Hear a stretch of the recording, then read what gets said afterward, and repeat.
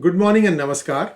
Today is the 22nd of April 2022, and this is episode number 147 of Daily Global Insights with Sri and Sri.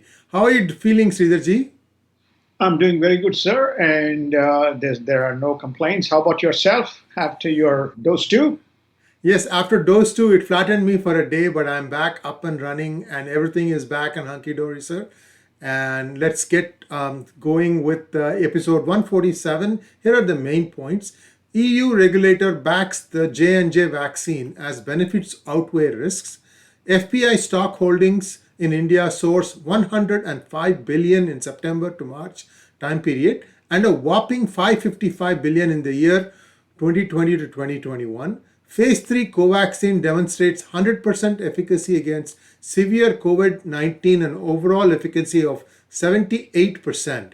And Biden tries new bipartisan sit down to push the 2.25 infrastructure plan, that is 2.25 trillion infrastructure plan, and that he is prepared to compromise. And Australia tears up the Belt and Road Initiative with Beijing. A lot of news happening, sir. On your thoughts, how things are headed today, sir? The things are, I think, the most important news in United States is around the Derek Chauvin verdict. The world and United States has been watching, and we had the verdict day before yesterday, and yesterday I think there was a lot of right from day before to yesterday. There's a lot of calm. Around the global, the same situation, which is about Russia as well as China and all the issues that stem from it by way of confrontation. Markets were down for 2 days. Markets are back up yesterday, and the futures point to growth. So we are off to a good beginning, sir. And in the Derek Chauvin verdict, he has been found guilty of all three charges stemming from murder. His bail has been denied and taken back, and he has been taken back into custody.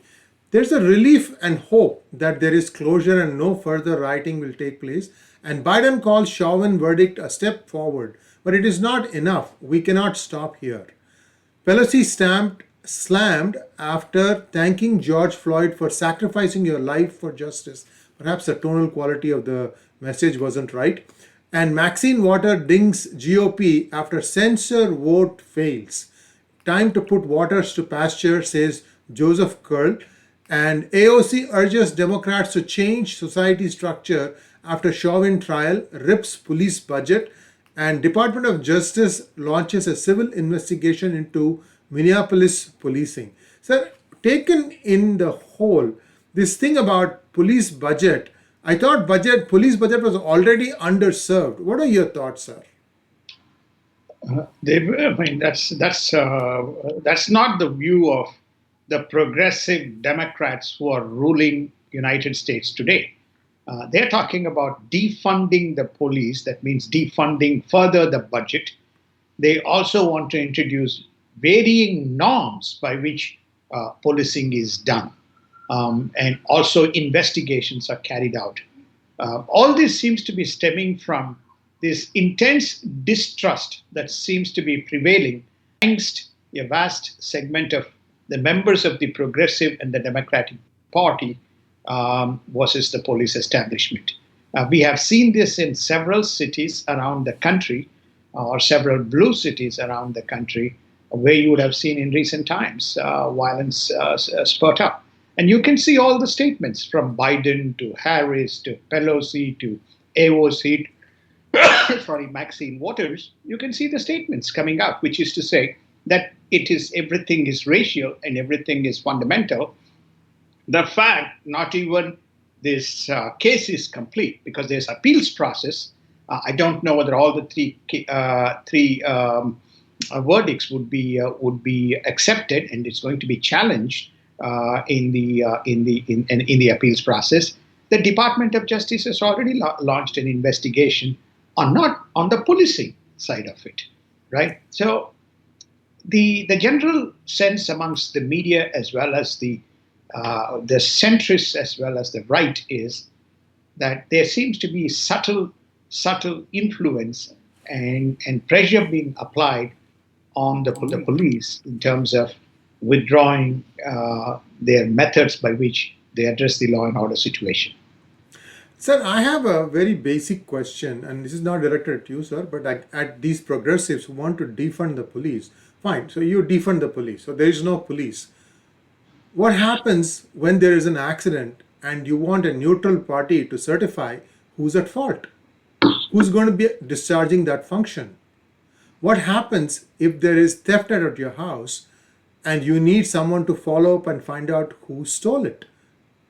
What happens if there is any other kind of function that police is doing today? I mean, if you feel not well while you're driving on the road, you pull over. Within 5 minutes, usually some police person is coming to check on you to see how you're doing. So I think this is very irresponsible.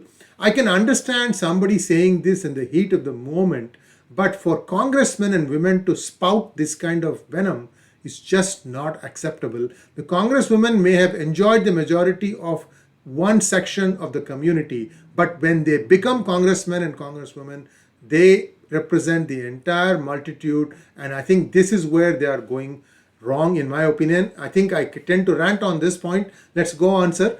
Biden's administration I would of like to endorse and agree with your observation, especially the last point, which is namely, you may be coming from a specific ethnographic, demographic segment of a community from where you elected, but you are elected as the congressman or congresswomen representing that universe for the country, not just merely for a constituent element. This seems to have been thrown back into the kitchen sink, and most of them are taking this prejudicial view. I agree with your assessment and all the questions that you're raising. Sir, thank you, sir. And Biden administration offers grants to teach children 1619 project, inherent racism central to United States. I mean, this is something that should have been done a long time ago, but I think it is better late than never. Your thoughts, sir? Sir, I differ with you on this, sir. On the 1619 project is based on the theory that the whole process is the central to American racism and development is slavery. This project was shown as was a series by New York Times. New York Times was awarded the Pulitzer Award for this specific series. Many Ivy League and other even centrist professors have condemned this project and called it as a bogus history. This is inherently and extremely prejudiced and racial, and it is to shift the views of our people in a specific way. There's a $1 billion dedicated to this specific project for what you call the K-12 schools. It'll completely change the course of the history, and by which I mean in a prejudicial manner. Nobody is saying that there was no slavery. Nobody is saying that there was no. But that's not the central theme with which United States was built as an architecture. Well, there you go. We do have some disagreements sometimes. Arizona Governor Ducey declares emergency and orders National Guard to border to address law and order. See, again, this is bolting the farm after the horses left it. I mean, this is now third month, isn't it, sir? What were they doing for these 3 months? Well, I think when the law and order reaches, you can see the progressive. We have covered this. ICE has been removed, right, which used to be the enforcement arm. CBP Customs and Border Patrol role has been made redundant. They have deprived them of resources. When you had 100 people coming in, they could deal with it. When it reaches 1,500 people, they have no. When it goes from 1,500 to 5,000 people, they have no capability. So what is happening is Arizona has a major crisis. They have no choice but to call the national, at least to prevent the future. Forget it. Not an existential threat. Intelligence agencies challenge Biden climate change alarmism. Again, your thoughts. I don't have anything to say, but please go ahead, sir. No, this is coming from. No, this is coming from her Biden nominee, Cyril Haynes.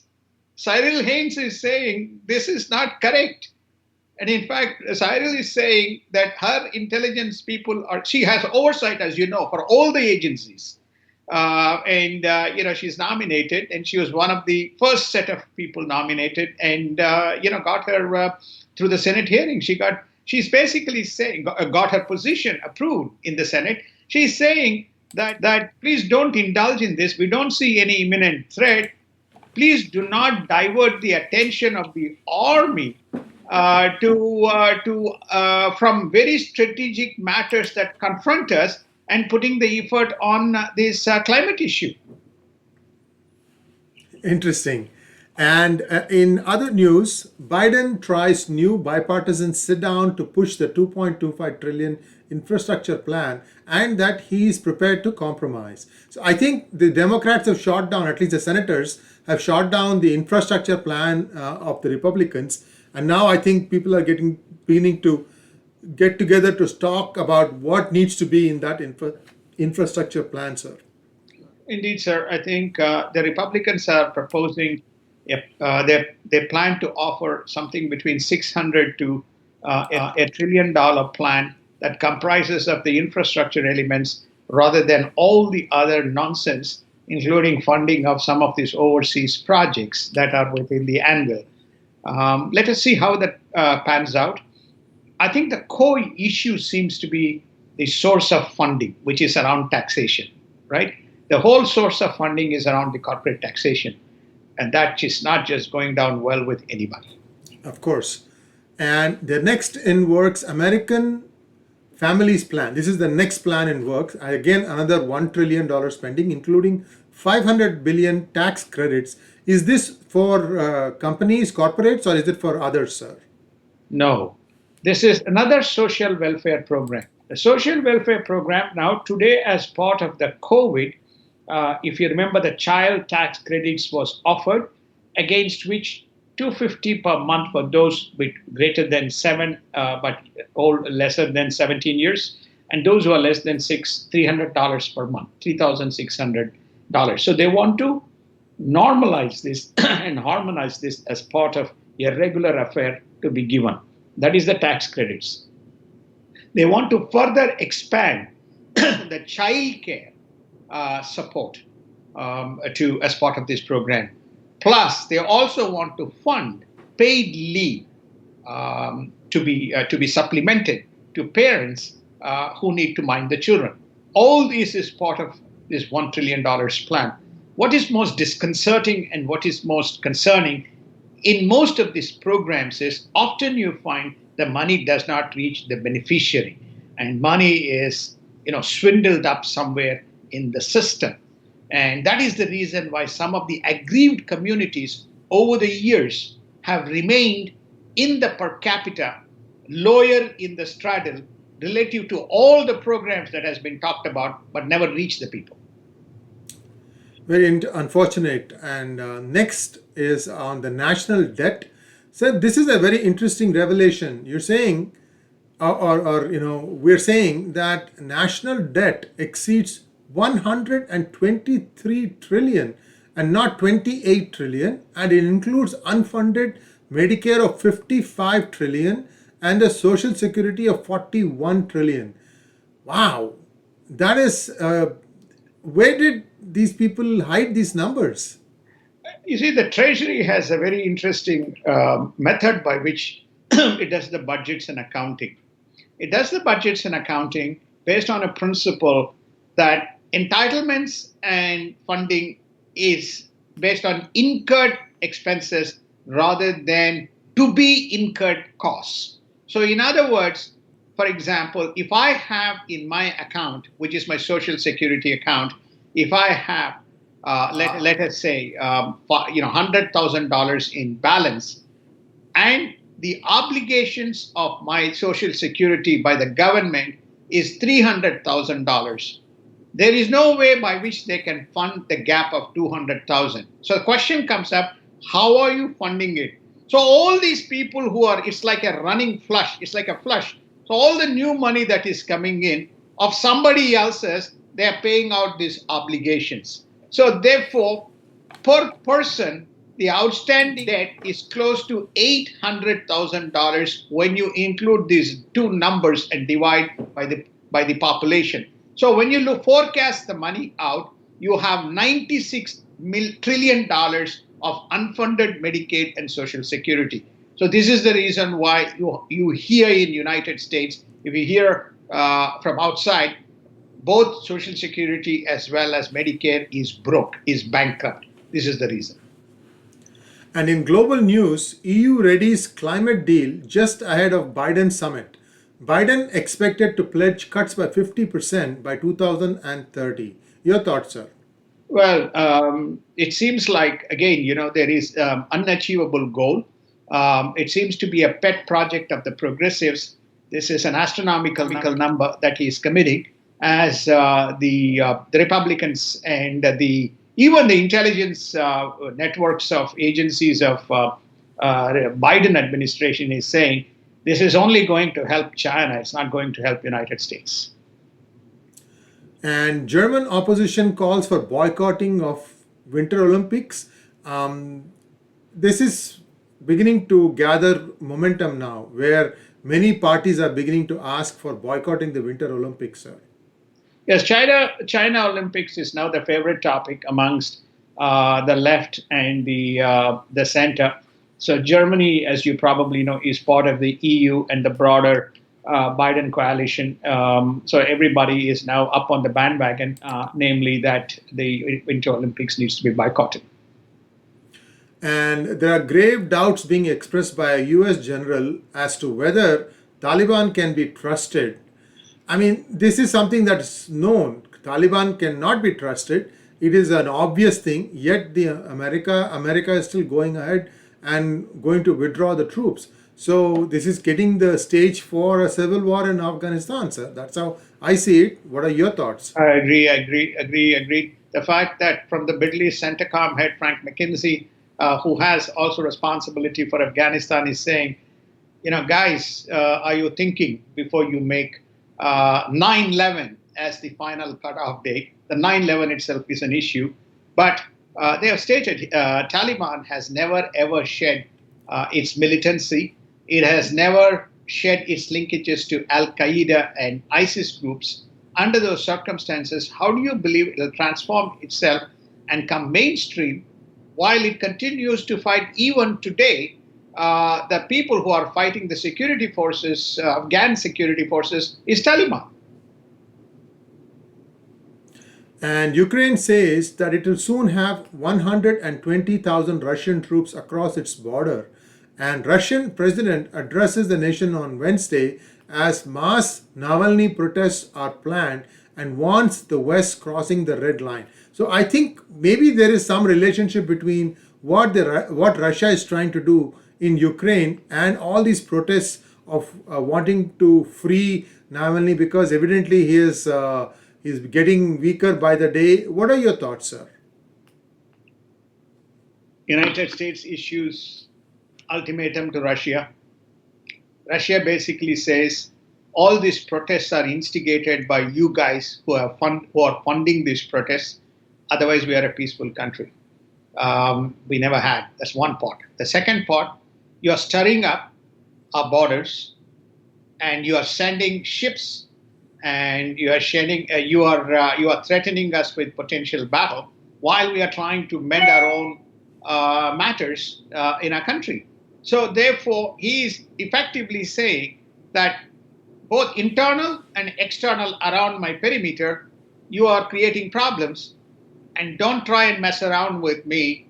And anything, I have my own red line, and I shall not allow that red line to be crossed. I have more trust and more faith of Vladimir Putin implementing his red line strategy than the West. And Chinese President Xi takes a veiled swipe at US unilateralism in his speech at the China Wow Economic Forum. So, can you expand a little bit on this economic forum? Is it like an annual thing? The significance of it? Biannual forum, where he broadly speaks about what he has done, what the next plan. They have a military forum, and then they have a political forum, and they have then an economic forum. In this economic forum, he has talked about the policies way forward. If you remember, the Belt Road Initiative was discussed about 10 years ago in the same forum.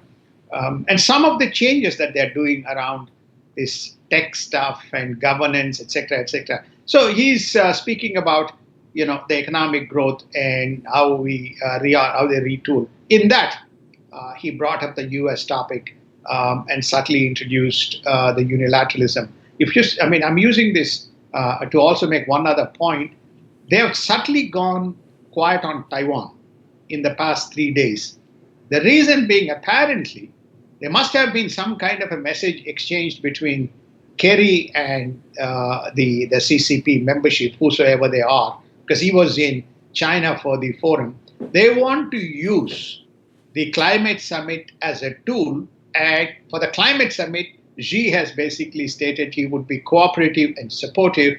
They want to open the dialogue with United States rather than the historical one that took place in Alaska. So all this stuff that is going on is some kind of backroom maneuver that is happening with an intent that they start talking once again. And Japan targets ASEAN for first oil sharing deal. Can you please expand on this, sir? What is the oil sharing deal we're talking about? Japan has. South China Sea is the passage for a massive amount of resources. Middle East is one of the biggest players for for the ASEAN nations. In the event of a war, Japan has a reserve for 200 days of oil. It has a reserve. It can combat and it can sustain with no new ships coming in with fresh supplies through the South China Sea. I think we have covered extensively the South China Sea, why it's a passage and it's an energy security, not just for China, but also for the entire ASEAN nations. So what it's trying to do is, what is the best way to manage the supply chain? So in other words, whether they should begin to, from Philippines to Vietnam, they start using those as supply points so that they can, in the event of a war and in the event of a blockade, that they have a mechanism by which they can share the resources. And Indonesian military says a submarine is missing with 53 people on board. Wow. No dull days in South China Sea. No dull day. This is off Bali coast, just about 60 kilometers. It's an old submarine. They have, I think, a fleet of 8 submarines or 5 submarines. Exercises were going on. And then they suddenly lost contact at 2,300 feet below waters. What exactly caused it? Not sure. We'll have more news on it, as the story further develops. But it's a big incident for them. Yes, indeed. And Tokyo police are investigating cyber attacks on about 200 Japanese companies and research organizations. This is believed to be a group that is having links with the Chinese military. This is certainly, again, one of those hacking attempts by China to get into and break into systems in Japan, sir? Indeed. I think there's a consistent pattern, if you can understand. They did that in India. They have done that now in Japan. So this industrial espionage, as well as the defense and security espionage, seems to be the underpinning principles of Chinese model. So if you cannot win a war, then you try to steal information, or you simulate cyber attacks as an instrument of issuing threats to nations. Similarly, in United States, the breaking news is that there is a flaw in the VPN, virtual private network, that is used by defense establishments. They believe that that breach has been used. Yesterday, the group in Utah called Ivanti, which has been monitoring, is reporting both on defense and new defense research activities. The espionage was going on using this VPN network leak. More to come again on this. So here is a consistent pattern around the world of the Chinese infiltration through the cyber. This used to be this type of espionage used to be Russian. Now it has come to the Chinese. And Australia tears up the Belt and Road Initiative with Beijing. Sir, apart from the fact that they are getting out of the BRI, when something like this happens, what happens in the back end, sir? For example, are the government departments that are working towards setting the stage, all these people are assigned to this job, they go back to the original thing? How does it play out at the lower levels? There are two or three things here. One is Australia is one of the largest trading partners is China, right? It replaced Japan as a trading partner. As part of that relationship, China has been encouraging Australia to join the Belt and Road Initiative. Joining the Belt and Road Initiative is the only way that happens, as far as China is concerned, is through sea, right? Indian Ocean, the Indo-Pacific seas. Right. So Australia is supposed to be one of the people who will be plugging in, and in the process, they provide all the logistical, value chain in terms of the imports that China makes and the exports that the Chinese do to be part of the Belt and Road and commit minimum amount of trade flowing through that network, following the commercial rules and principles. So what happens is one is the business framework, second is the operationalization framework that goes on. The fact that Australia has torn up basically says, if you need something, then I'll give it to you, but I will determine how I deliver it to you, and it will not be in Belt and Road. That's the operationalization process that we are talking about here. That is prevalent today. So we are not changing those rules, is what they say. And in Indian news, the foreign portfolio investment portfolios, foreign portfolio investment stock holdings in India have soared to 105 billion in September to March period and is now a whopping 555 billion in 2021. That's impressive news, sir. The world, trusts India. Well, I think we have been giving these big numbers, but the mainstream media seems totally oblivious or blind to data. One of the questions that is asked is how you drive India's economy. So one of the ways by which there are three principles. One is investments, the second is the goods produced, and the third is the consumption. These are the three things which drive the economy of a nation. So you can see that many of the recapitalization of the companies is going on through companies coming from overseas and making investments into those corporations. 555 billion is a significant number. It's almost equal to 18% of the Indian economy, annual basis. You got a 3 trillion economy, 555 billion is, you can calculate, it's about 18%. It's a very significant number as capital flowing into the country. As you rightly pointed out, it's very positive sentiments. The reason we have again and again through several, daily global insights as well as through programs with some of the Indian experts like Mohan, we have pointed out that as India transcends from a 3 to 5 trillion, you are adding a 2 trillion GDP in value. That naturally is almost, doubling in economic size. So there is a natural buoyancy, and many people in the world want to participate in that buoyant economic growth. That's why capital is flowing in. And in phase 3 trial of COVAXIN, it demonstrates 100% efficacy against severe COVID-19 and an overall efficacy of 78%. This is a feather in the cap for Bharat Biotech, sir. It's a huge win. I think this is great news for India. India demonstrating COVAXIN to be a fairly effective vaccine with very minimal side effects is a very, very positive endorsement. And it's only 0.04% are reinfected after the second COVAXIN dose, and the COVAXIN neutralizes the multiple variants of COVID-19 virus, including the new double mutant strain. So COVAXIN is certainly at the head of the in terms of the effective vaccine, sir. It is. It is. I think the Covaxin and this AstraZeneca was critiqued around the world. We talked about AstraZeneca in Britain. They had some initial hiccups, and they continue to use. Obviously, the natural genesis is home is from Britain. Much of the Europe discontinued. The Covishield version is which is used extensively in India is a variant that they have adapted to the Indian. I think I also mentioned to you Australia uses the AstraZeneca in a varied form, but manufactured locally, I think by Abbott Laboratories. There again, so these are the countries three countries which seems to have adapted and using it.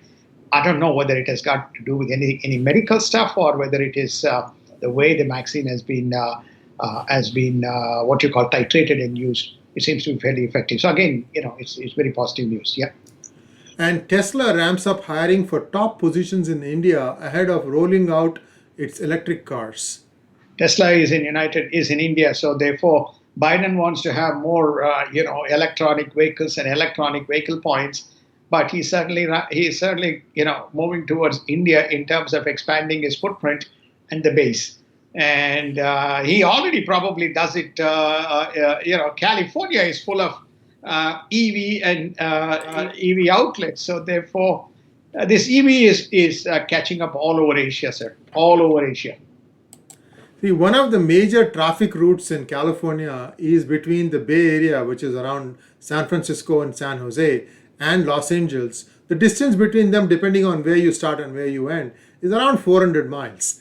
And even the most biggest electric storage car of Tesla needs one charge in between these. So what he has done is there is this big highway called the Interstate 5. So they have got these charging stations at 3 or 4 places now. And it takes about half an hour to recharge. And you can go and park there, recharge. In fact, you can figure out where you're going to park because there is up-to-date information available online. So as you're driving, you can know where you will be able to get a spot, because that's the other problem, right? You need to be able to get a spot to charge. So interesting stuff. The reason I wanted to bring it up is I'm going to be going to Southern California next month, and I'll talk all about it when I come back. It'll be an interesting story. And on global COVID update, EU agency possible links found between J&J vaccine and unusual blood clots. So it looks like they've gotten to the bottom of it. And EU regulator now says that J&J can be continued because the benefits outweigh the risks. Your thoughts, sir? Well, we have been talking about this. We've been proved right again. We have been saying the benefits outweigh risks. Benefits outweigh risks. Benefits outweigh risks. It's good that the science works. And scientists want to use science as a tool. 6 million or 7 million is inadequate for them. No problem. They can do further research and endorse it. Having said that, there's one more report that's come out, which is the FDA has found in the United States the J&J manufacturing facilities has still some issues around compliance and so on. But J&J as a vaccine, from manufacturing production issues in the United States, you cannot stop it from getting used in India, Europe, Asia. Europe and Asia very badly needs vaccines. So J&J would be a very big booster. And there is no US confirmation on lifting of ban on the export of vaccine raw material. Are you alluding to the one where the Serum Institute has said that the US is not shipping raw material? Is that the one, sir? Not only this, but I think generally people want to manufacture locally using licensing the capabilities. But it's just licensing getting Pfizer licensing alone is not enough, because if US bans export of vaccine raw materials. So I'm making it as a broad statement. Unless the export ban is lifted, US is not supplying anything overseas by way of vaccines. Smaller countries are doing that. So I think this is the point, which is namely they got to let go, because United States today is more than 54% of the people are vaccinated. And Pfizer wanted to negotiate with Suga and not vaccine czar Kono. This is interesting Japanese politics there. Interesting Pfizer politics, which is effectively to state, I am the big man. So, Kono may be insisting on certain conditions because he's a scientist and he's a vaccine czar. He may have given hard time to Pfizer in the prior. So basically, this is the reason why Suga's demand was not honored. And Bharat Biotech ramps up manufacturing capacity of COVAXIN to 700 million doses per annum, indigenizes the production of key raw material. I think that is the most important thing, that if they have indigenized the raw materials, then they are not dependent on any country for importing the raw materials. Indeed, I think that Covaxin being domestic, then I would say so that this is likely to be positive within that context. And in markets, all three indices fell for the second day yesterday, but they have come back again today. So we have a bounce back, 250 down, 300 up. And now you are looking at rates sliding and crypto marginally up. Overall, what happened? Because yesterday we didn't have the show. So why did it go down? Why has it come back up? And what is happening with cryptos and oil, sir? One is first on the markets. The markets, this J&J vaccine and sudden shortage. There was this perception whether the recovery would be delayed. That's one reason in the markets. The second reason is there's this battle going on as capital gets reallocated and prioritized between value stocks versus growth stocks, right? So the growth stocks like the tech and so on took an impact. So the market is back on the momentum today, not just really on the earning numbers, but there is a belief that this vaccine issue would be resolved and the recovery, after all, may not be delayed. I think that's the first. These are the two reasons as to why the markets are back up in terms of 300 points. As far as crypto is concerned, it'll vacillate depending on how the markets perform. It's like a hedge currency. So that's on the thing. As far as the rates are concerned, I think we have said that 2-3 days ago. The theory of Dr. Jerome Powell, look, I'm not going to stop and I'll continue to push forward. I may even push the base inflation rate to 2.25%. I'm not going to lift the rates. So the vigilantes are losing that puff. They're losing the game. So the thing is, the markets are sliding back, recognizing that. Hats off to him in terms of doing that. 30 years is at 2.25%. I mean, it's an unbelievable rate. As far as the oil is concerned, that there was some supply issues in the Louisiana Gulf region. That seems to have been addressed. And the other thing is that the oil OPEC countries are prepared to release additional oil based on demand. Then you have the unknown Godzilla in the middle of the room, Iran, which can release a significant amount of oil. So there is a fear that if a deal is struck, not a fear, good positive thinking, that if a deal is struck between Iran and the rest of the world, the Iranian oil will flow, which will only mean the prices will come down. Yes, indeed. And let's see how it plays out. And with that, our news bulletin comes to an end. And thank you very much for watching, and do subscribe to our channel. Sridharji, as always, a pleasure to have you on our channel. And we'll be back tomorrow. Same news, same time, same channels. Namaskar. Namaskar, and thank you again for your support. And we are, as Sri IRG mentioned, we are on the 147th session. We are looking forward to our 150th milestone, and then we march our way towards. But we need your support, and we need your patronization in helping us to grow the program and grow the channel. Thank you, sir.